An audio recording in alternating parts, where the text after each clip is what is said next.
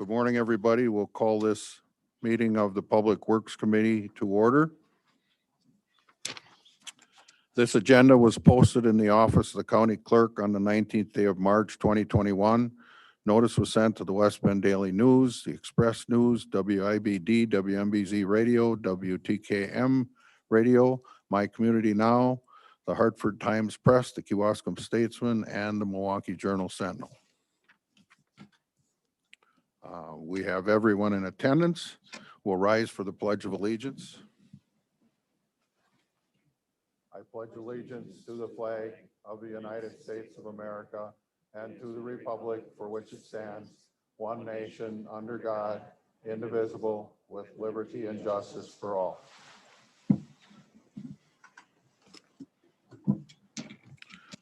All right, our first item is a consent agenda. Does anyone have any questions or concerns?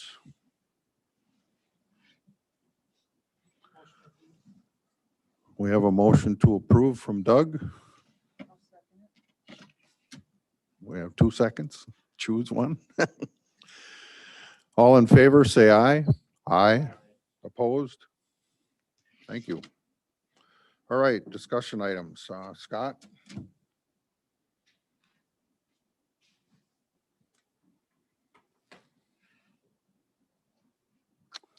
Thank you, Mr. Chairman. First item up is the funding update for our 2050 Transportation Network Sustainability Plan. This is brought forth. We're doing it every March, or trying to anyway, every March to go through and give an update to the committee before the capital improvement program. That's the CIP road projects that'll be coming to you in April. So we're going to give you an update on the funding sources a month before, so you kind of get a look at that. You'll see in that report, we also included last year's report as well as last year's spreadsheet on the funding to see how we're looking at. So items to note of change is based on our road conditions, we do what's called a PASER rating. We rate all of our roadways on a scale of 1 to 10, 10 being just recently paved. 1 being basically the road is back to a gravel type of condition. We looked at that when we did our original 2050 plan. We actually took our PASER ratings. Weren't sure how long that, let's say it's in a condition state 7. How long is it going to stay at a 7? You know, is it going to stay in a 7 for 1 year, 3 years, 5 years?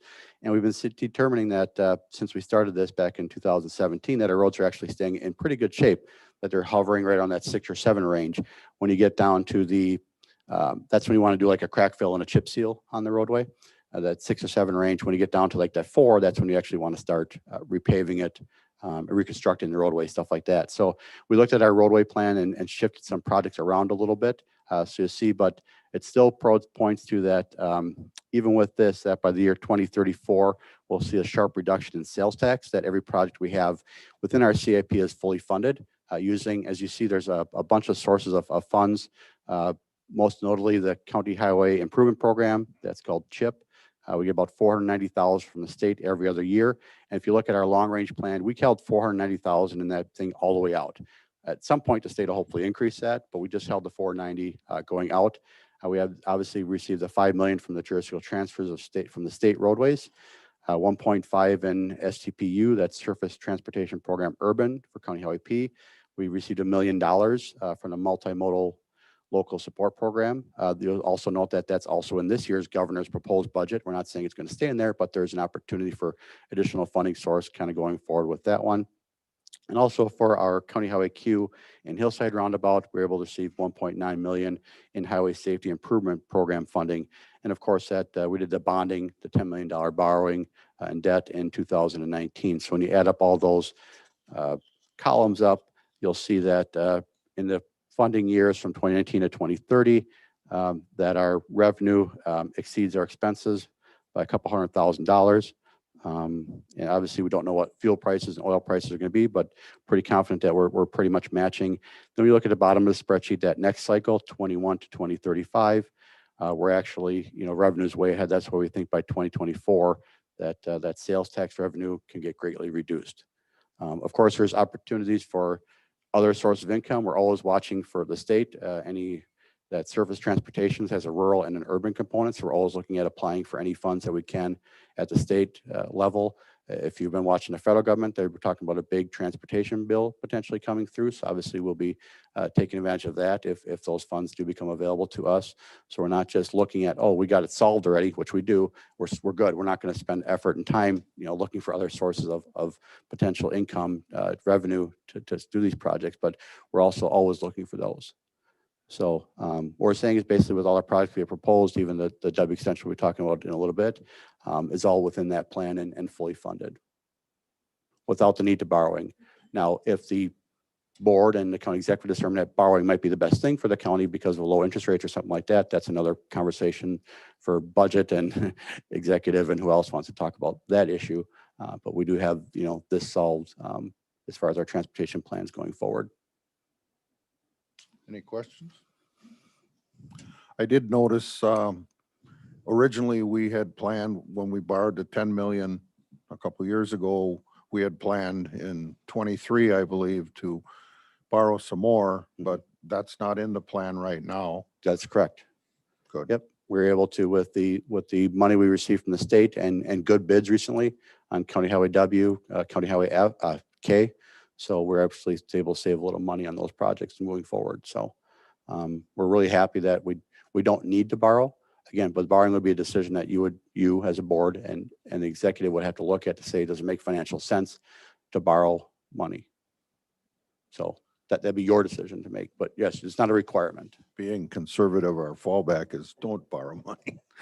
That is, right? And sometimes it makes sense, right? Because it frees up the other sales tax money for other projects. So. All right. There being no questions or comments, we'll move on to item 5B. If it's okay, I'm going to go over to the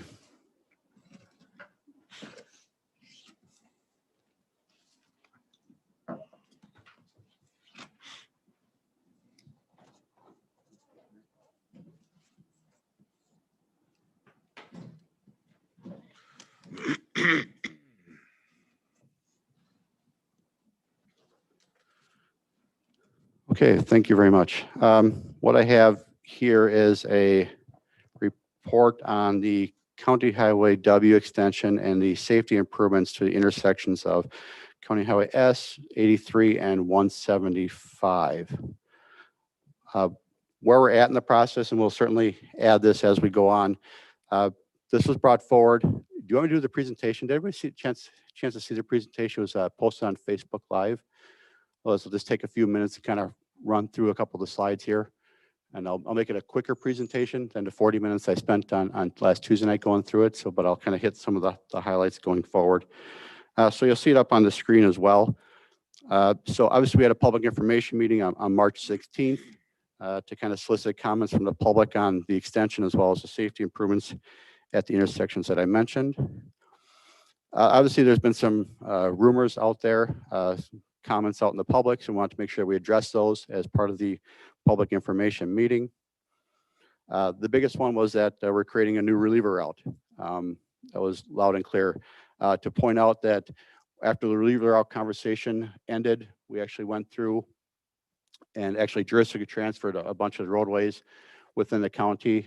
I don't have my clicker up here, but if you look, let's see if this, no, it's not gonna look. So if you look down, Highway 83 does no longer connect to the city of Hartford. We transferred that to the town of Hartford. We are maintaining that for 10 years for the town as part of that agreement, but the town could obviously post that there's no truck traffic or Class B road, weight limits and stuff like that. Highway K west of 83, we actually also transferred to the town of Addison. If you look at that's where the white and the gray kind of come together. And so that area as well, we transferred away to that so that if people are coming down County Highway W, first of all, you have to get off at 41 and 33, potentially wait for a train at 33, go up and down the hills on W, then come in. And then you're kind of still stuck out there if the towns decide to post it, no truck traffic or road posted, whatever they decide to do. So as the last point points out, there's gaps between the city limits and the county highways as it sits. And we kind of went through explanation of that kind of in a little bit greater detail, but obviously this PowerPoint was included within your agenda packet as well. So hopefully you had a chance to look at that as you went. So we'll skip over that one. The increased traffic, so we looked at SewerPack, providing an independent traffic modeling. If you're familiar with SewerPack, it's done traffic modeling in the whole region for many, many years. And so we reached out to them. They're an independent source. It's not coming from me. It's not coming from a paid consultant. It's coming from the Regional Plan Commission, where they did the modeling, put the extension in, and didn't believe there should be a whole lot of new trips coming into Allenton. And that was a concern because we heard a lot of, oh, you're going to just clog up Allenton traffic and no one's ever going to be able to move in Allenton again. And so they don't indicate that. If your traffic's not anticipated back up in Allenton, I know there's one supervisor when this came through back in 18 and 19 was concerned about that. And the fact that we maybe couldn't put traffic signals up. But I reached out to the DOT as well and said it should be possible to coordinate traffic signals with the railroad crossing. If you're familiar with 167 down in Richfield, Holy Hill Road, there's traffic signals that are relatively close to the tracks that are there right now that was put in part of the Quick Trip development. They're not as close as this, but they can coordinate traffic signals with that. And obviously, if you have a green light and the gate comes down, you're going to stop for the train. Just like right now, there is no traffic signal stopping it. So if you can coordinate it, might make that even a little safer going forward. So I showed the traffic volumes that are out there right now, that you had the 2,900 right roughly on Highway W, that's on the left-hand side. More importantly, at 33 and 144, which is on the right-hand side of your screen there, you'll see that traffic volume is about 3,800 cars. That's a 55-mile-an-hour zone on 144, also 4 lanes of traffic, and also there are 12,000 cars a day on Highway 33. So very similar traffic. So you could increase traffic in Allenton 1,000 cars, and you still wouldn't need traffic signals warranted. And also much safer because you have a 35-mile-an-hour posting versus the 55-mile-an-hour posting that's out there on 144. So just to kind of give you a little flavor of what that looks like in the areas. These are all DOT traffic counts. If you go to you type in DOT traffic counts, this map pops up and you can look at not only the current data, but also past data as well. So again, data that's not driven by Washington County, but already provided to us by an outside agency. Just to show you what that looks like in Allenton. So you got 33, obviously east and west, and then Highway W coming into it. A lot of that traffic movement, if you're not familiar with the area, heads up and goes to the east or right-hand turn movements. You'll definitely have left-hand turn movements when like Maysteel lets out, or people are visiting farmers or Zerns want to make that left-hand turn. But if you kind of look at the big picture, I'll go back up. If you're coming up 175 and you wanted to go west on 33, you're not going to go up Highway W. You're going to stay on 175 to go west on 33. And so a lot of that traffic that's going westbound on 33 is going to stay on 175 and then head west or left onto 33. They're not going to come up into Allenton just to make that left-hand turn, is what we're saying. It's basically the people that either live on that roadway or are visiting those local businesses are making that left-hand turn in Allenton. So no different than when Allcast lets out, or the school lets out in Allenton Elementary on Weiss Street. That's the street that's just east of the tracks. That gets pretty busy at certain times of day too. So we looked at traffic crashes too at that intersection, and not one was included going northbound. We also looked at that building in the southwest corner of the intersection where that red car is. One thing I do is we looked at that to see if we should remove the steps. We had a conversation with the landowner. He's not interested in moving the steps because obviously that's how he gets into the residents that are there, their apartments or condos or some kind of living facilities. And so we looked at that, but when you stop at the crosswalk, before the crosswalk where the stop bar is there, the building's in the way, not the steps. The building actually might make it a little bit safer because you actually have to stop and pull forward before you get into traffic. And so it might actually make it just a little bit safer because you can't just do a rolling stop and kind of move through and not take that good look. This is the intersection at 144 and 33, if you're not familiar with it, but just kind of show it's also a very wide intersection. But more importantly, this also has a through movement to it as well. You can go north onto Glacier here, where in Allenton, you can only go east or west on 33. So even with the additional traffic here and that through movement, DOT still doesn't have traffic signals at this intersection. Just to kind of show you the difference in that you have to do a lot of traffic on 30 W to get to 33 before you actually warrant traffic signals. So obviously the next thing was, well, you're going to increase the heavy truck traffic. I want to make it clear. Traffic on Highway W, like most county highways, is going to increase over the next 20 years. I can't see it going down with new subdivisions going in, hopefully new businesses going in. That traffic will hopefully, will most likely and hopefully increase on our county highways. And our county highways are designed for such, right? We design them, we put thicker asphalt down, we put wider shoulders on there for truck traffic and heavier traffic that we know is coming. As part of our 2050 plan, we had sewer pack project, right? Where is that traffic going to go? So we knew which roads to widen, which ones to reconstruct, and how to reconstruct those roadways. So that was part of that 2050 plan conversation that we had. And truck traffic usually partners with more local commerce, right? If Zerns has 4 extra trucks a day going down towards Hartford, I think that's a positive thing. Or farmers or something like that, right? Of those local businesses that are coming out there. There's a gravel pit that is along Highway W. That's why we include our 1970s Max that we still have in service, at least 6 out of 7. So obviously someday that gravel pit's going to go out of business because they're just going to be running out of gravel. And so at some point the truck traffic from that gravel pit will actually reduce truck traffic on that road just because it's going to run out of gravel. So why is this back? Why am I bringing this back almost 2 years to the date of we brought it back last time? Obviously, with us taking over 83, crashes still continue at those intersections of 83S and 175. I don't believe that that current routing of traffic going down W to S back down to 83 is the most efficient use of traveling, that we can make it more efficient. We got drivers and drivers' habits. And the county board vote was close. If you remember back in 2019 in January, it was 16-9 with 1 being absent. And in February, it was 17-7 with two being absent. One of those was actually voted for it the first time and just didn't show up at the board meeting the next time. So, and of course, we needed 18 votes to make that happen last time because there was a financial component to it. If you're familiar, we did the traffic safety analysis on all of our intersections at the county. We did 472 intersections. We looked at these intersections. So we did a couple different things. One is because we're trying to solve all 3 of them, we said, well, if we throw them all together in one group, where does that rank? And then we also looked at them individually, and we actually ranked them in our current rankings. And we used the same data, 2013 to 2017, because that was the data for our intersection analysis. We went back and looked at these intersections for those same years. You'll see in your report packet, I also included the crashes from 2018 to 2020. So you'd have kind of the latest 2, so you can kind of see the trend, right? That's kind of going forward. But if I use those, then I would get accused of not comparing apples to apples. So I wanted to make sure I'm using the same data for both of those reports. If you combine all 3 intersections, the total crashes rank in the top 10. 83 and S, top 10 in crash severity. If you remember, that's how severe the accidents are, the crashes, right? A fatality gives you a higher ranking, an injury higher ranking. If it's just a property damage, it's a lower ranking. And then S and 175 ranked in the top 20 in total crashes. When I gave the presentation, this slide didn't show up real well.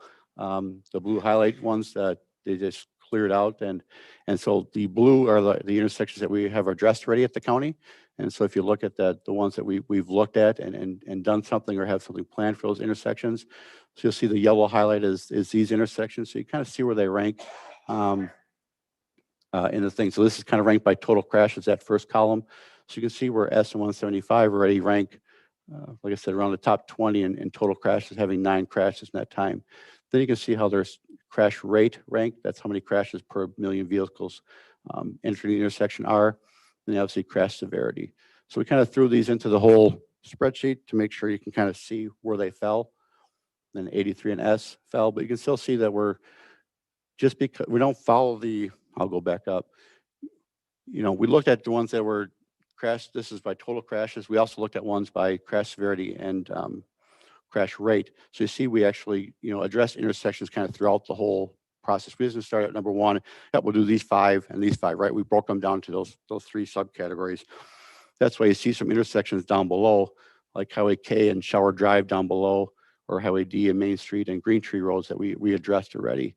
K and Main Street was just above 83 and S. We did K and Main Street prior to transferring that roadway over to the town. So you can see how these kind of fit in there amongst all the other roadways. So, and that's why we looked at having those things, those intersections that are important to us. You can see they're still in the top, this is probably top 50, 60 intersections in the county of the 472. So intersection safety, and what we're looking at doing is we'd obviously eliminate the intersection at 175 and 83. That's in the top left corner by vacating that stretch of roadway between the old 83, that's a green hatch in the upper left. What you're doing then is Highway S, the east-west movement, would be then a through movement that would have to stop. So you're actually creating efficiencies on Highway S by doing this as well, and eliminating those crashes potentially at that intersection, because people on Highway S will be able to come on Highway S, not have to stop at 83, continue on to 175, and have one stop versus two, and have less conflict points. So you're not just creating efficiencies. Later on, we'll talk about the W extension, but you're also creating efficiencies up here. And then obviously modifying the intersection of S and 175 to get better sight lines, getting them back into more of a 90-degree turn to actually see that. And the question I always have is, just do this, just do this. This is all you need to do. I've heard that a lot. This doesn't solve all the problems, because now if you do this, how do you get traffic to go south on 83 without having to go through St. Lawrence? They have to take a right-hand turn onto S and then a left-hand turn onto 83, right? Not very efficient. You still have the movement of people coming down W, going down towards Hartford. We'll still have to make a right-hand turn onto S, stop at 175, and then make a crossing movement at Highway 83. Right now, you got traffic coming through and not stopping. Or do you stop them and create less efficiencies? And so it's kind of a combination. It's like an entire package that needs to be done to address all the issues. It's not just safety. We'll get to efficiencies, in a second. So, history for Washington County. We've done intersection geometry. Excuse me, it's not just about signage out there, but also when you excuse me, poor geometry, there's something you need to do beyond just signage. And so if you look at K and Main Street that we just did, we actually took the hill down that was there. You can put all the signs you want in the world, but if the hill is there like 175 and a bad skew, there's not much that a sign is going to do for that. So we're looking at improvements like this that actually have to be geometric improvements to intersections. Highway D and Nana Road, we just realigned that roadway because of all the crashes, right? That road was there and existing. I've heard also, well, they got existing roads there, they're fine. Well, Highway D was an existing road that was fine, but we had a lot of crashes on it. So we actually looked, and this committee decided that we were going to go ahead and realign that roadway, and knock on wood, not many crashes since that point. Intersection sight distance, obviously we've addressed K and Aurora Road, right by Gearing's. Oh, sorry. I get going so fast, I get excited and I just keep going. So I'll slow down a little bit. Highway K and Aurora Road, right by Gearing's Meat Market. We improved the sight distance there at that intersection. Highway D and Nana Road, I'll show you a picture of that in a second to show how we improved sight distance there. County Highway P and County Highway C, which is also Cedar Creek Road, just north of the village of Jackson. If you've ever driven that road before, if you look south from that intersection, you couldn't see. Now you can. Right by there's a church there. Marcy's trying to figure out Highway C and Cedar Creek. Okay. And then 145, State Highway 145 and Mayfield Road down in where we redid Pioneer Road down there. That was a four-way stop because of poor sight distance. We actually raised the roadway up there to the west about 5 feet, so you could actually have good sight distance at the intersection. At that point, too, we're also told as a public information meeting, if changing a four-way stop to a two-way stop, you're going to kill people, increase accidents. Not one yet. So also things that we do to improve intersection safety as well as efficiencies is adding turn lanes and bypass lanes. So if you've driven any of the roads we recently reconstructed, County Highway K, County Highway P, County Highway D, County Highway FD, and Pioneer Road, we've added turn lanes and bypass lanes, right? So people can get out of that lane of traffic, or people can go around you if they're not being patient enough. So why are geometric improvements so key to consideration? I got hurt on this one. Obviously, we have an aging population, right, in our county, and so with aging population comes slower reaction times. We unfortunately have distracted drivers, and if you can figure out that, I'm all ears. If we can figure out how to keep those people from keeping their eyes on the roadway. We obviously had speeding drivers as well as impaired drivers out there. It used to be that you didn't drive at 2 o'clock in the morning because you know what's going to happen. It doesn't matter what time of day it is anymore for impaired drivers. It just doesn't. You got to be able to see, and when I say be able to see, that means you as a safe driver has the time to actually react to somebody else making a bad decision. We're not designing these things for the people that are making those bad decisions. We're designing these things so people like us that are out there watching and obeying the safety of the rules can actually look and say, yep, I can react to that now, right? Get yourself as you can see somebody coming, if they're not going to stop, I better stop. Like I said, as a public information, I told my daughter when she was getting her license, said, it doesn't matter if you're right, if you're dead, right? You got to be able to react to it. Yep, just because you have the right of way doesn't mean you're right. So we looked at this for the subdivision that's off of Highway S and W, the Limestone Creek subdivision. Obviously on Highway W there in the way upper right corner near the gravel pit, we're actually adding turn lanes, bypass lanes, and actually adding, as part of our regular Highway W project, better sight lines there. If you come out of that driveway, you can't see real well. So we're going to, out of that roadway, excuse me. So we're going to actually improve sight lines and do a bypass and turn lanes there. 175 and S will have turn lanes and bypass lanes. That's right in the middle of your screen. And so if you're coming north of 175 and want to go east on S, there I slowed down for you, Jeff. And you can have bypass lanes and turn lanes there at that intersection as well to make it safer for those people making those turn movements where right now those lanes don't exist out there. Obviously, we'd have the improved alignments at S and 175. And then obviously the traffic that would be on that stretch between 175 and W would be much less. And we'll get into those numbers a little bit that SewerPack gave to us. So now the efficiency points. We talked about safety, now we're going into efficiencies. Obviously with the extension becomes less stopping movements, obviously less noise from those stopping movements. We get contacts quite often from municipalities who want to put up, Jake brake signs or no engine braking signs. So this, I'm not sure if Addison has those or not, but obviously this might reduce that with the truck traffic that's on that roadway. It promotes traffic using a good intersection. That 175 and W would have, a two-way stop, but have good sight lines and being at a 90-degree angle. And obviously allowing for a quicker movement between Allenton and Hartford. Instead of making, a slowdown and two stops, you now have to basically just have one stop and kind of move forward. So that'll impact your local businesses, emergency benefits, right? If an ambulance coming from Allenton going to Hartford to get to their hospital, they can get there a little bit quicker, right? Maybe a little bit safer. So has the county ever done this before? All the time, right? I went back several more years and we got some more recent examples. So this is up in NN and County Highway M, what used to be State Highway 143. You can see on the left-hand side back in 1990, the configuration of that intersection. And you look at the right-hand side of it now going, yeah, the roadways are there, but is the right-hand side much more efficient and safe? Absolutely. This is the only slide that's different from my presentation. Well, this one, I think the next one too. I kind of highlighted in blue the areas because when I had it up on the screen, they just didn't really pop up and kind of show. This is County Highway E and K. The lake in the upper right-hand corner is actually Pike Lake. So if you're familiar with the city of Hartford and County Highway K. So you can see the old movement back in the photos from 1970. You can see they came up, took a left-hand turn, went up, took another left-hand turn, went through, had a little curve, went back up towards State Highway 60. So they went in and said, oh.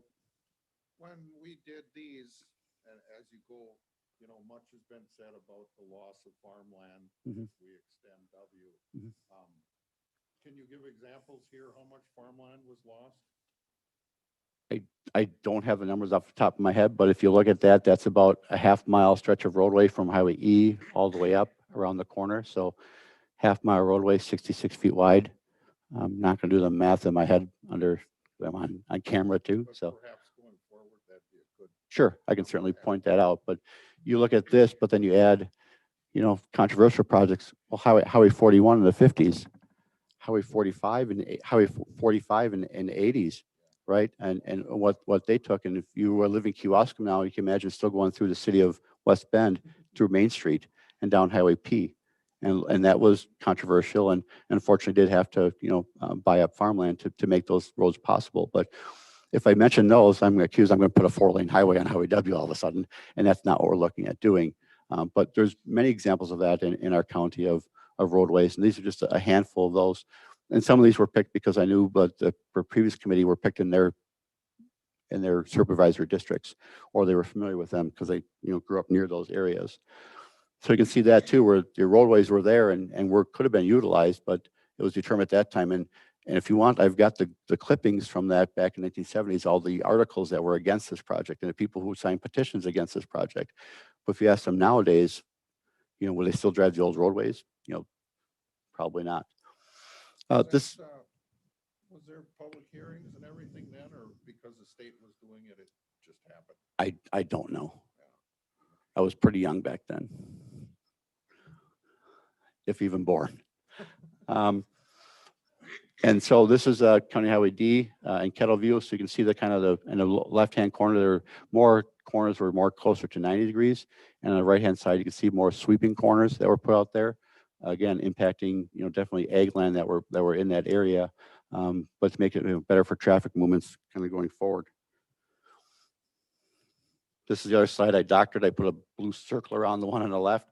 This is Highway NN on the east side of Big Cedar Lake. You'll see that if you're familiar with Timbers Restaurant, the road NN used to drive right by Timbers. That's the white blob that's right in the middle. So you can kind of see where Timbers is, that road used to pass right by Timbers. If you're familiar with just south of here, Diefenbach's Corners used to go, 90 degree around the cemetery and back up. And so you can see it much more efficient, and you can see it definitely went through farmland all the way down to the lower left-hand corner. You can see it kind of came down, ugly intersection, went west again, then went back south, where now it's basically a smooth movement.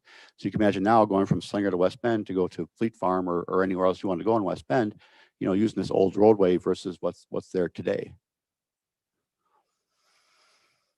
Something more recently, and this was because we were at the meeting at the town of Addison, so I wanted to show even Highway 33, which is just north of this area of the state, used to go through the little hamlet of Addison Center. And State Highway 3 was then realigned to the south of this. Also selected, obviously went through farmland, but one of the supervisors in the town of Addison, actually this is his farmland. You see that the big manure pit in the far right-hand lower corner. That's one of the supervisors' farmlands pits. So and his barn in the far right corner. So the other one is I'll get if this video is not going to show, but this is kind of how we do. Oh yeah, the video is going. So you can see the old D alignment to the south, and new ones kind of slowly popping up to the north. There were realigned. You'll see that coming on your agenda in a little bit as well. So again, a current roadway that's in there, thinking we can make this more efficient and more safe. So this is something that the county board has, encouraged in the past, and that's why we bring it back, because the county board has done these kind of actions in the past and going, yeah, when we see a safety problem or efficiency problem, it's something that we'd like to try to address. But the slide was really about is kind of respect for the land. If you look at our County Highway K project, how minimalistic we were on that land purchase. Number one is it's expensive to purchase land, and we'd like to buy as little land as possible. Believe it or not, some people don't agree with that, and some people say we don't do that, but we actually do try to minimize that. The County Highway W road shift, when we did that roadway, we actually shifted it to the east, where you saw the gravel pit versus the residents that were in that Limestone Creek subdivision, right? Instead of impacting all of them and staying on a current alignment, we said, well, let's just shift that road a little bit further to the east, right, to not impact those residents as much as possible. County Highway D, as you will see later on, we're going to return some of that land right back to the landowner and the farmer to potentially utilize that land. The County Highway W extension, when this came back in 2018, I could have probably done a better job of that. We had 3 different alignments. One went right from W right down to Highway K. One was a 55-mile design curve. One was a 45. We decided that now's the time to go Highway 45. We also made the improvements on this one we used to go right down the middle of the tree line, if you recall. Now we stuck to the north side of the tree line. To do that, we actually impacted one less farm field by doing that we were impacting 4 farm fields. Now we're trying to impact less farm fields. So we took those things into consideration from last time. Obviously, you can see with my slide presentation, I learned from last time, and we're trying to put those things going forward. We talked about traffic. Sewer Pack estimates about 1,500 cars less a day on S between 175 and W. But then obviously those vehicles then would be on that stretch between S and 175, where you see that 27 or 2,900, 27, excuse me, in the middle screen. So that'll impact 2 residents that live there on that stretch of roadways, but they live near 175. Where the traffic, when it start coming into the curve of that, so obviously traffic's not be going 55 miles an hour past their house, at least they shouldn't be. So they got to stop pretty darn shortly after that. So they'll still be able to get there. But even if you add the 1,500 cars a day to that 2,700, if you look in the far right-hand corner, that's near Aurora Road, again by Gehring Meat Market, there's 4,200 cars a day, and you're still less than that, and you're still able to get in and out of the meat market, in and out of those driveways. Certainly busy at certain times of days. Not going to deny that in the morning rush and afternoon rush, but it's not terrible getting in and out of those driveways or businesses. We had that slide there. So impacts. So it's altogether 11.44 acres of land acquisition. Because that intersection work, we had to do it by S. It's not all ag land, but it's mostly ag land. We're looking at about $2.6 million in construction estimated cost. Again, utilizing those funds from that $5 million we got from the state. We had used 1.4 million of it to actually redo Highway Pioneer Road and FD for the state. And we actually made some payments out of that money as well. But we still have the funds available to do this. So again, that's why we did a 2050 plan update too, is not looking at borrowing. Faster response times, more efficient accesses for business, their employees and customers, more efficient movements for 1,500 vehicles a day. That's every day from here going forward, and those numbers might increase, going forward. If you want to, buy into the fact the National Safety Board says we're going to have less wear and tear on the vehicles because of that, because they don't have to brake as often. If you buy that, and obviously creating, 3 safer intersections. You want to know what an intersection crash or a crash costs you, going to the National Safety Council. If you have a death in intersection, they figure it's about $1.7 million, disabling about 100,000. So you kind of see that when you actually are able to impact this kind of real dollars, saying, is that 2.6 million really worth it? Saying it's not worth it, it's not worth it. Well, you got, 2 fatalities, you've already kind of, paid for the road. Now it's not public dollars, right? Because it's private dollars, loss of work, right? Medical bills, all that kind of stuff. Insurance payments, all that kind of stuff. So you kind of take that stuff out of there. It kind of makes a little bit of more financial sense. Get you a little history on project timeline. I did reach out to the landowners before the February meeting at the town of Addison to make sure they are aware of the project. We had to go to the March 3rd Traffic Safety Commission to get their look at it. So again, the sheriff, district attorney, state trooper, 3 citizen members, DOT, all approved it unanimously. I thought it was a good idea. We had the public involvement meeting, which I just mentioned, on the 16th. We had a town Addison meeting on the 18th. We had the comments due from the 16th to the 18th because we wanted to make sure that the town was able to actually have those comments in their hands. The comment period is still open. Anybody can comment on this plan all the way up to including construction. So anybody can make a comment anytime they want throughout this whole process. There's no reason they can't make that comment going forward. Obviously, we're here today for a discussion item.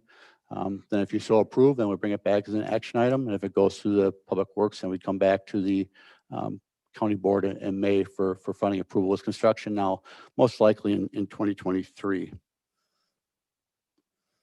Where we're at today, we're at the project plans. They're at 30% completion. We invited the people to come up and look at those plans and fill out those comment sheets. We actually got quite a few comments. Well, not quite a few. We had almost 50 people there. We got 10 comments back from the residents. I included those comments in your package, so you can read through those. And why we get those comments is that we go through and we want to know where the septic system is, tiles are, wells are, stuff like that. We get a comment about, probably don't even know this, on the Highway W project already. We actually had to replace 1 well on that existing project. We don't like to replace wells or septic systems because they cost money. We do our best to try to avoid those, like County Highway K, where we left a well in place and did some work around it, put in some curb and gutter by the intersection, put in a culvert to make sure the water didn't go past the well. On Highway W, we left one of the septic vents in the right of way with a revocable occupancy permit, instead of either us paying to move it or the landowner having to pay to move it because it was in the right of way, saying, well, let's work together and get this worked out. We do that kind of stuff on a daily basis, and maybe I should do a better job of selling that and letting you know that stuff is going on every one of our projects. On Wasaki Road this Friday, we're going to meet with one of the landowners who has a shed that's 2/3 in the right of way, and we're going to work with them to remove the shed. So we do that stuff on a daily basis. We probably just don't do a good job of advertising that stuff that we do. Conversely, one of the comments was the snow's going to catch up along that fence. So I reached out to Peter Wisniewski with the DOT. He's their snow expert. He's the one that puts up the living snow fence. So if you drive Highway 45, you'll see on the west side of the roadway, there's living snow fence that's getting planted. Reach out to him saying, well, is that going to be an issue, right? I gave him the pictures that I got from the local farmer and says, this is an issue. He goes, it's south of the roadway, the fence line, and it's 50 feet away from the edge of the pavement. So he didn't believe it was going to be an issue at all. And I shared that email with Supervisor Schleif.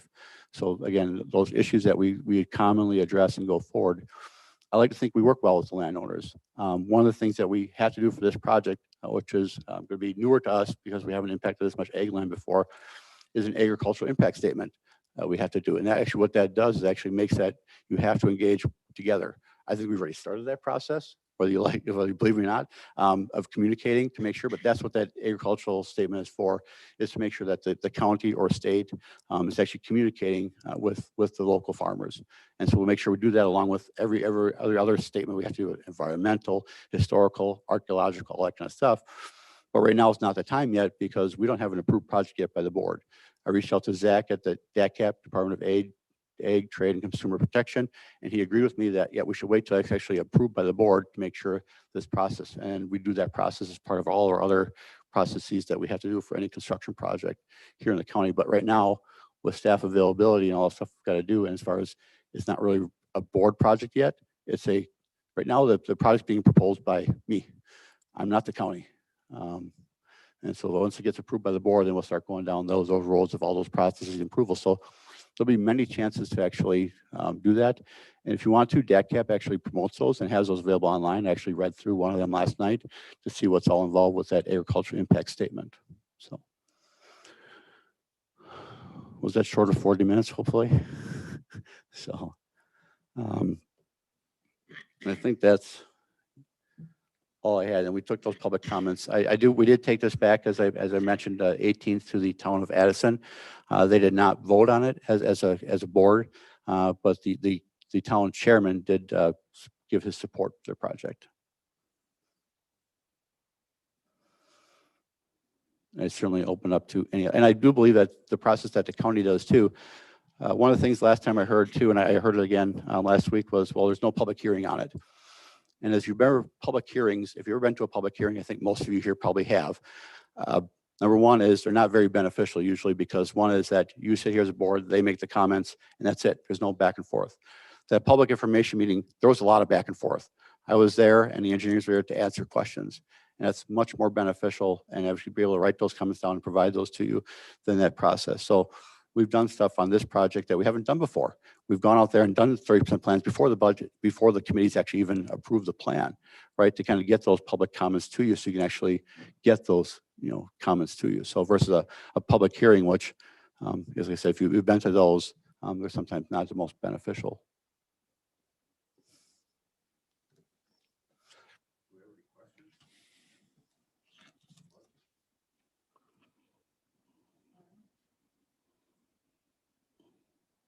You want me to talk or Marcy?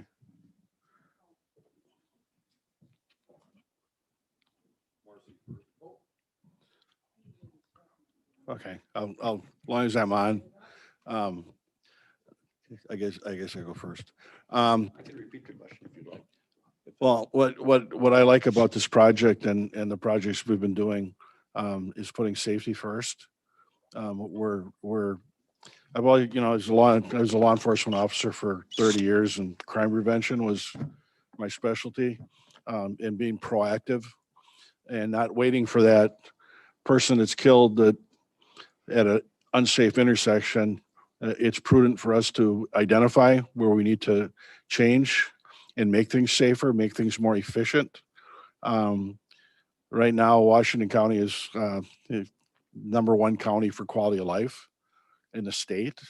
And I think this is one of the reasons why, when we have our staff, and we have our highway commissioner that is proactive and looking to the future and making these efficiencies and creating a safe way for people to travel. Unfortunately, people are going to be traveling in vehicles, and having a safe and efficient way is integral to our county. Thank you. Okay. Start. What is the cost of just the County S, if you split them up? County S fixing all that on the north end for the safety reasons. What is that cost? We had that broken out at 360,000. Okay. And then the balance, of course, is W. Yeah, so 2.3, if I'm doing the math correctly, give or take. Close enough. Yep. All right. Why can't we get S done? Because that is our safety issue. And then reevaluate that area in a couple years, after you've done your continuous safety studies as we do on all our intersections, and see where that's going. Right now, even $400,000 to make that safer, what's planned here does address a lot of the problems that are happening with the accidents in that area. And I believe that this S realignment and closing off that 83, that's just a nightmare running through there. That's where a lot of your accidents are happening. I think I might have touched base on that a little bit, and maybe I was going a little bit too quick on that one. And Mary's going to bring this hopefully back up on the screen. Is it me? It's showing up on mine. Did I hit something? Look on your icon and bottom. Drop it back up. It's still up. Should be at least. Nope. Maybe not. Anyway, while she's All right, finding so it, I'll answer that while she's bringing it up. I think everyone's seen the intersection. They kind of know what it's looking like. So mhm, mhm. I can't talk in this microphone either. No, try the PowerPoint. Part of my point here Yeah. is that Sure. the safety issues are really focused around this area. This is where we're having all our accidents. If we get this taken care of now and then reevaluate before we spend that extra 1.3 million, 2.3. is 2 point, sorry. I want to make sure you. Yeah, right. sure you got it right, yep. 2.3, excuse me. Where we are right now with COVID, we don't know where our economy is going. And I would feel really bad about having to push a bunch of other road projects off because of this $2.3 million that I'm not in favor of this. You know that. Yeah. We've had long discussions Absolutely. about this. I don't see the value of it, but if we can get this done and you can come back in 3-4 years and say, we still need this, fine. But I don't think it's a good use of our tax dollars right now, especially when we're looking at Samaritan. We have a big investment that we're going to have to do there, and we have to set our priorities. I think S is very important. There are a lot of accidents happening up there that need to be addressed. Go ahead. Okay. All right. So 3 things. Number 1 is we'll be using the funds from the $5 million we got from the state. So not future tax dollars, but money we actually received already from the state. So it'll be, so you're looking at, because you mentioned using tax dollars. So this is money we received from the state. It's still the same pot of money. Right. But it so, offsets some of the tax money that we could. need for some of our other road projects, because Certainly when could. you gave the Right. And that's- presentation And that's, on the sustainability plan, Right. the first section of Right. that was without the County W extension. no.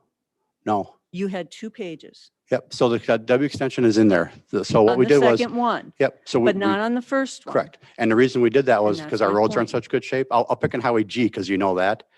That was scheduled to be repaved either this year or next year. It's not that bad yet. No. Right. So that project got pushed back. As I said, Correct. that we looked at our roadways going, so yes, we are pushing projects back, but we're doing that because we want to get as much life of those roadways as possible. It's also economically prudent not to do it too soon, because that means next time you got to do it that much earlier. Right. Yes. So you want to get as much life of your roadways. So when we did this plan originally, we just said, yep, it's 25 years. Right. And we said, if it's been 25 years, we're going to redo that roadway no matter what. Right. And now we're actually looking at that a little bit more in detail, having more time going, well, now we should look at that road condition a little bit closer. So we are definitely pushing projects back, but we're not pushing them back at the detriment of the plan or the detriment of the citizens of the county or tax dollars or anything like that. Right. So we're moving them back for a reason, because they're just not ready to be repaved yet. So that's why we're shifting those projects back. Mhm. And then get back to this intersection. So if we did this as we sat today, as I mentioned earlier, we're not, so there's 2 things we're doing this for, right? So you got efficiencies and safety, right? So, Safety so should you be got first, yes. safety was first, right? And so if you look at this going, now we're going to push all that traffic here, right? That people coming south on 83 to get to Hartford now, instead of going on 83, they're not going to be less efficient, because now they've got to make that turning movement onto this realigned Highway S, Mhm. right? So you're actually decreasing efficiencies. right? If you look at some of our strategic priorities, efficient and effective mobility is what the previous county board voted on that we want to do. This would be counterintuitive to that. It'd be a less efficient. We're also then, by doing this, those 1,500 cars a day that would use the new alignment are now going through this intersection, right? A less than desirable intersection. It's still close to 90 degrees, but you still have the sight distance issue at 175.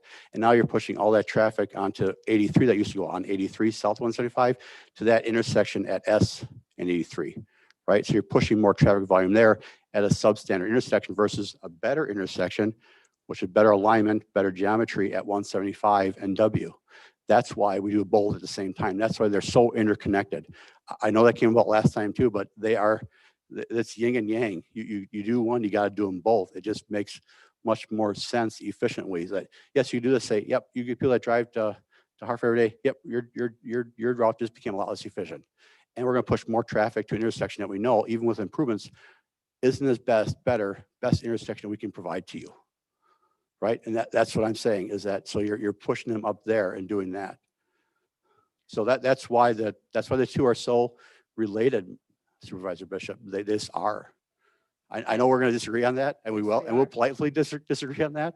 But that's why I truly believe that's why I'm bringing these together as one package, saying I believe that they are interrelated and need to be done in conjunction with each other to provide the best safety and best efficiency that we can actually provide to our citizens. And I will always disagree. Yeah, we will. I know we will.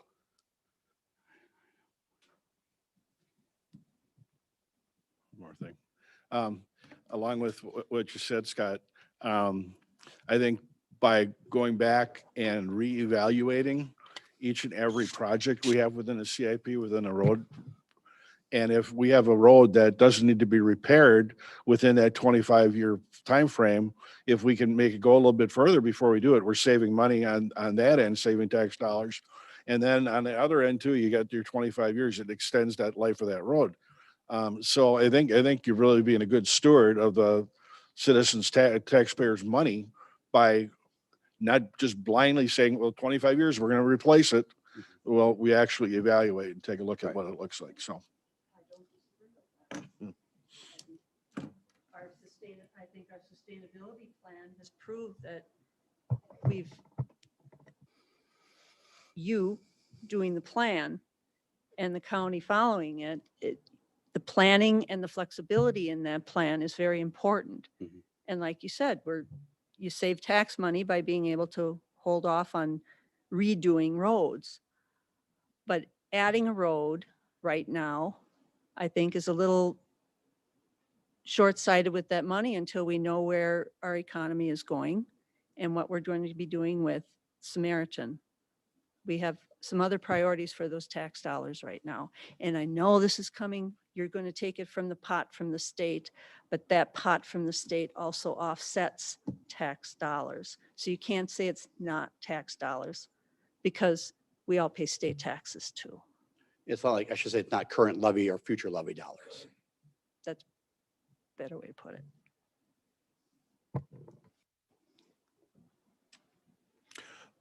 Thank you. I have a couple thoughts on that. First of all, when we got the 5 million from the state, is there any earmarks on that it has to be for highway? It just goes in the pot. Okay. The other thing is I understood from when this all went around 2 years ago that you couldn't do S by itself because Highway 175 is a state highway and that controls. And also we couldn't take the hill out to make sight distances good for S. So there's a hang up here that we might just do S and then still have sight distance problems and end up with accidents that we didn't foresee. So your thoughts on that? I think looking at the crashes that you see there, getting the people to line up at a 90 degree will help their sight distance that much better to be able to see. We're shifting the intersection slightly to the north, a couple of feet, maybe 50 feet, something like that. So as you know, if you've ever been in a crash, when you're braking, every foot counts when you're braking. So I know I got kind of chastised too, it's 50 feet. Well, 50 feet might be the difference between how hard you're getting hit between life and death. And so it's very important that, looking at this crash, that we worked with the DOT, we contacted them. There is no plan to redo 175 anytime soon. They just did an overlay on that not too long ago. There is no major reconstruction plan for 175 from the state level, going on to their 20-year plan. So that's why we're looking at this as improvement that we think we need to make for our citizens. When I also look at, once we get W done from the north, if we did ask, are people going to turn and then go down 83 or new W? Or are they going to go all the way down to 175 and then continue down into St. Lawrence and put a bunch more traffic into Little St. Lawrence for them to go west on K then? It's nicer road, so maybe people will go that way. Who knows? And truthfully safer, right? So it's quite possible that if you're coming from Allenton to going to Hartford, there's different ways you can get there. Certainly S is one of them, going down into St. Lawrence and using Highway K as another one, going all the way through St. Lawrence to get to Kettle Moraine Road, to come up by the Rapid Martin on Highway 60 is another way. So there's certainly other ways that people could utilize this. And could it reduce traffic on Highway K and through St. Lawrence? Possibly, right? That people are going up to Allenton or to West Bend want to use this route to get there versus K to 144 or K to 41. It's possible, but we're not talking millions of people that are going through that roadway. Even if you increase it by 1,000 cars, you still got less vehicles than you do on 144 and 33. So it'd be quite some vast amount of traffic coming through there for some reason. And hopefully Allenton continues to grow and they get more businesses and stuff like that more people are maybe living in Hartford, coming to Allenton, or more homes and that stuff coming out in Allenton. You just never know. They haven't crossed the freeway yet with sewer and water. And someday, they probably will in Allenton, maybe. And create that. We'll have a different fight on our hands. What's that? Then we'll have a different fight on our Right. hands.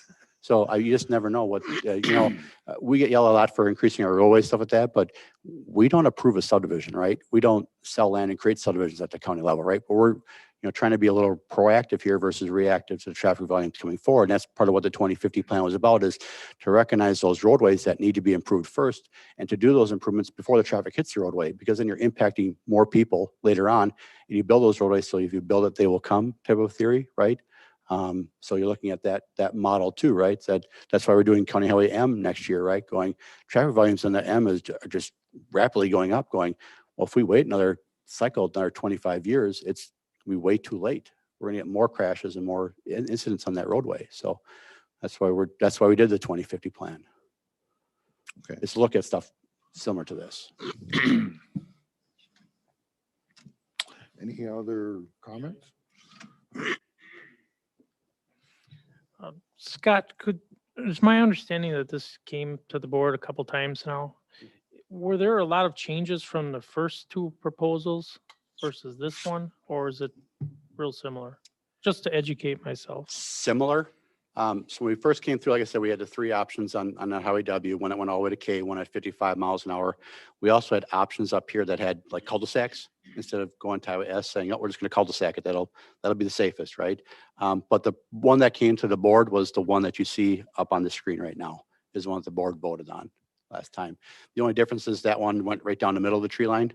This one, we shifted a little bit north again, to adjust, to not impact all the, I can get to that slide maybe.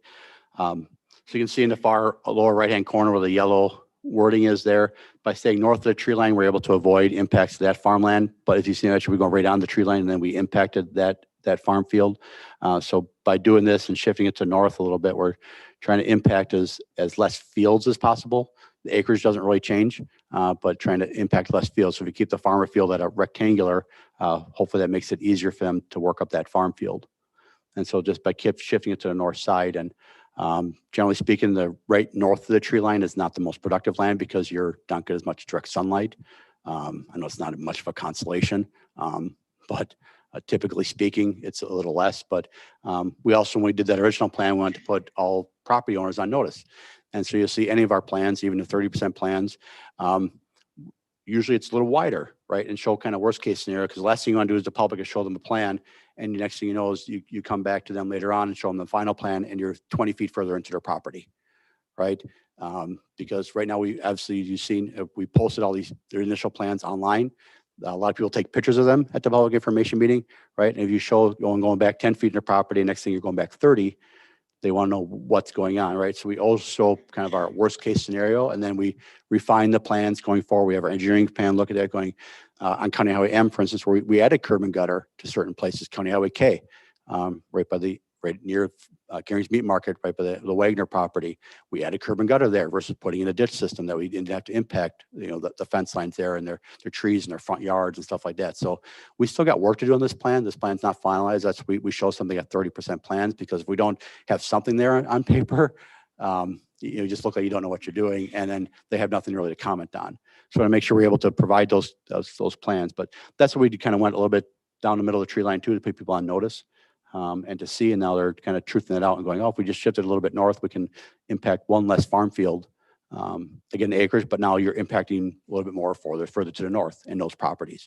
So it is definitely a trade-off, but again, we'll be working with DATCAP on that too, to going, hey, this is what we did, to try to address some of those concerns that we heard originally, as far as, trying to lessen the impact onto the ag community as much as possible. Questions or discussion? But those packets are still available online, Doug, for those meetings that would be the December 2018 Public Works Committee, as well as, and that'll show the three options that we proposed to them, and then the January and February County Board. So all those packets, if you didn't notice, we got a new website now, so take advantage of that and take a look at that. But certainly all those stuff are still online and available to you. One other thing, I believe back then, you said before that we got rid of some of those other connectors to Hartford. Because when we were talking last time, the specter of reliever route was still in the background. So that made a difference too. All right, any other? All right, since this was just a discussion item, we'll move on to action items. Number 6A. You'll have to help me out. I don't have the agenda. Is that That was, Highway D? yeah, Oh, thank you, Mary. Okay. So I'm going to go right to the pictures and kind of talk about both of these at the same time, if you will, if you are so inclined, Mr. Chairman. I got to get to it on the screen here. So whatever way you think is better, go ahead. Thanks. So this is County Highway D up in Neno Road. You'll see the picture there. You saw the short video earlier. We reconstructed this roadway last year, and now we're looking at returning the land to the landowners to use. So there's two processes that we have to utilize on this particular roadway. One is we have to do a public hearing for discontinuance of land, because that was given to us. If you look in the far left-hand corner here, Neno Road is on the left-hand side, and then you see that hatched area. That was provided to the county, and when they did the certified survey map, they dedicated that to the county, so the county owns that right away. So there's a certain process the county has to do to actually vacate and give that land back to the landowners, right? To say that we're not going to use it for right away anymore, we gotta give it back. So there's certainly a public notices, right? Because this is public right away. It's not highway department right away, right? It's not my right away. It's the county and every person that lives in this county, their right away, right? And do they want to return this right away back to the citizens or not, right? And that's why it's got to come to the board, and that's why you got to have a public hearing on that, because you own it in fee. So think of like the land you own at home. Hopefully you own it in like a fee title to the land, right? You own it outright.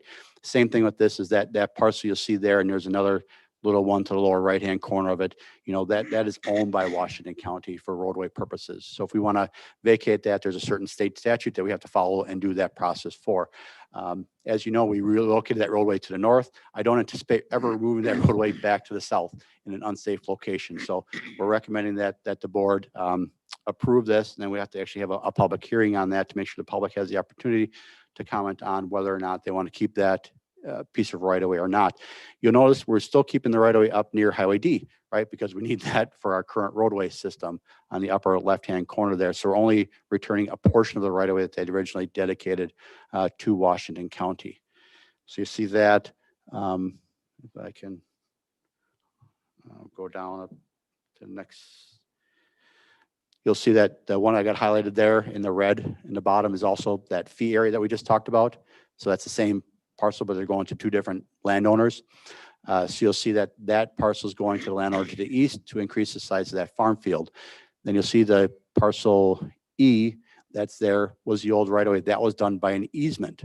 All right. So we don't have fee ownership. We have an easement, right? A easement property right on that. And so at the same time, we want to make sure that that farm field, which kind of showed you earlier, right, that kind of came from the south and was on both sides of the roadway, they can now farm that one field all together. We actually put a lot of topsoil there down, probably over 2 feet. So there's plenty of topsoil down under there to actually, farm it and make available.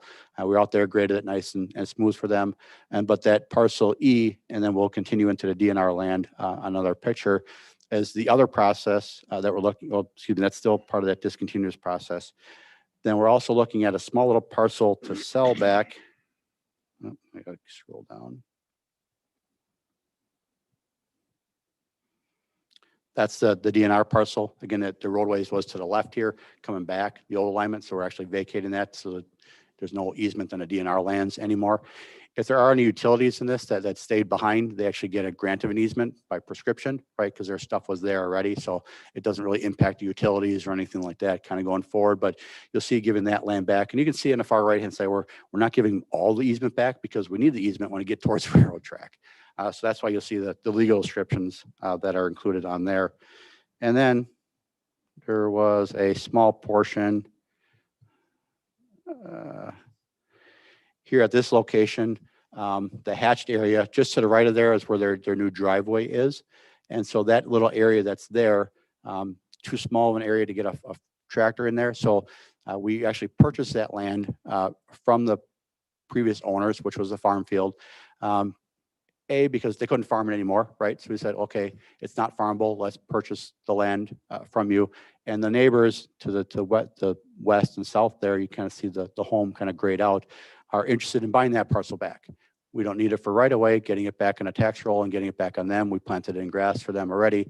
So that's where you see the excess right away, the sale. So that land we actually purchased, we're selling it back to them at the same cost that we bought it, right? The county's not making money on it. With staff time, you could argue we're probably losing a little more money on it, but that's not what we do at the county, right? Is that the price per acre we bought that for? We're going to get that right back to those landowners. They are interested in purchasing that. You can see where the home is, substantially further away from the roadway in that location. So they're interested buyers right now. And if you know with real estate, if you have an interested buyer, that's the time to act on this process. So you kind of got the two kind of, if you will, intermingled. But really two separate action items that need to be accomplished to do it because of the way the state statute's written. We're selling a parcel, and then the other one we're actually discontinuing the right of way. So what's the process? I mean, what would be the timeline for the meeting? I think the public hearing will be in your June meeting here at a county board. It's got to be done at a county board level. So Ted Dumpke in our office, he's one kind of coordinating all this with Ashley Reichert, the clerk, and Brad Stern, the attorney. It's very similar to the process that the city of West Bend had to do for Schmidt Road when they got rid of it here. And so it's a longer process on purpose, right? Because I want to make sure it gets the public comment and input on it. Very similar to our road projects where we take a while to do them and go to committees and boards and stuff like that. Okay. Right. Any other questions, comments? If not, I would look for a motion. We have a motion by Doug and a second by Marcy. Oh, sorry. Through your voice. He's a ventriloquist. Any further discussion? Seeing none, all in favor, say aye. Aye. Opposed? Okay, You want to do a second one for the second resolution then, Chairman? sure. So the second one is the same. This is the second item is the sale that I just talked about. So that would be if you want to sell the land, that we would certainly be designed to do that again at the same price that we paid, price per acre that we paid originally for the land. Okay. Marcy made the motion. I'll second it. All in favor, say aye. Aye. Opposed? Okay.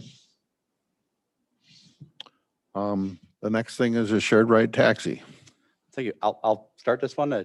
Joy, our transit manager, is here with us today. If you have any specific questions that I can't answer. And so with the shared ride taxi service, we're starting the cross-county trips, cross-county trips. Hopefully they won't go across the country. But we have to have a policy as far as what are the age group that we'll be able to take across the county lines. So our current policy at Washington County is 12 and over. Ozaki County had 6 and over that they would take in their current ridership, right? It's a little different model that they have over there, right? A little more closer communities within communities, stuff like that. We didn't feel that 6 was the appropriate age to take across the county lines. So we agreed with, and Ozaki County voted last week at their Public Works Committee, 13 and above, we'd be taking it across the county lines. Of course, if we get comments, concerns about that, I know there are some people that have districts that are right on the county line. So if we hear that, there's certainly a policy we can look at, because it's your policy, that we start hearing rumblings or concerns that, they want to take their 7-year-old to the bus to something or another, or shared ride taxi, that they should be able to do that. That will then come back to you. But we felt that 13 was a good age. You're traveling in a plane, it's older. You're traveling Greyhound buses, that's cross country. It's a little older. We just felt, and obviously Ozaki County did too, that 13 seemed to be a good number. You're roughly in middle school, that if you're going to one of the schools that are right near the county line, Living Word, Kettle Moraine, Lutheran, even the Cedarburg district, where there's people from Jackson live in go to Cedarburg, at least they're in middle school, want to stay for an after school activity, they have the opportunity to take a shared ride taxi home, or any other purpose that or work or anything like that. They don't work into their county when they're old enough and stuff. So we just felt 13 was a good age. Of course, this is just a recommendation to this body. And if you feel differently, we'd have to go back to Ozaki County to get a different age. But we felt at least 13 was a good age to start with. And obviously with any policy that we have, if you want to bring that forward at any other time, we can certainly readjust it as we go. But we do need a starting point to start somewhere. As this is a pilot program that we're just starting next month, and we discussed it, and I feel comfortable with that. Look for any other comments or. Yeah. Why in the summary does it refer to, we recommend 15 years old, but then the rest of it we're at 13? That's me. Typo? Joy gave me the report. The original number was 15 to match Greyhound. I was in a hurry and didn't change the 15 to a 13. I did elsewhere in the report, but Yeah. I missed the most important line apparently. So that's on me. Okay, I put that the, was a little confusing. yeah, that's why I'm sorry. asking. 13 is what we're looking at doing. Originally, we thought 15 to match with Greyhound's policy, but then got to thinking that a middle schooler that's going to middle school, I thought they were probably old enough to do, and our policy was down to 12 already, going, let's just drop it down and again, kind of meet in the middle, if you will, with Ozaki County, going, trying to work together with them. Other comments, Doug? Maybe this is a question for Joy. Why is there such a difference between the 6-year-old and a 12-year-old between the counties? That's quite a difference. Yeah, so Ozaki County does a lot of service. Oh, Joy, you have to use mic. I have to use that one? Yeah, that one's not on, right?